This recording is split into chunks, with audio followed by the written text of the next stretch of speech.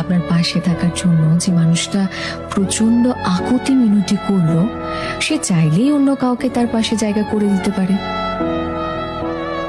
আপনার এক লাইনের মেসেজের উত্তরে যে মানুষটা প্যারাগ্রাফ লিখে পাঠায়, তার হাতে যে অপরাণ সময় আছে এমনটা কিন্তু নয়। প্রায়োরিটিকে কখনোই সস্তা ভেবে নিতে নেই, না যে প্রায়োরিটি দিচ্ছে তাকে কখনো সস্তা ভাবতে আছে। যে মানুষটা আপনাকে মাথায় তুলে রেখেছে, তাকে পায়ের তলার ধুলো ভেবে নেওয়াটা এক আশ্চর্য বোকামি।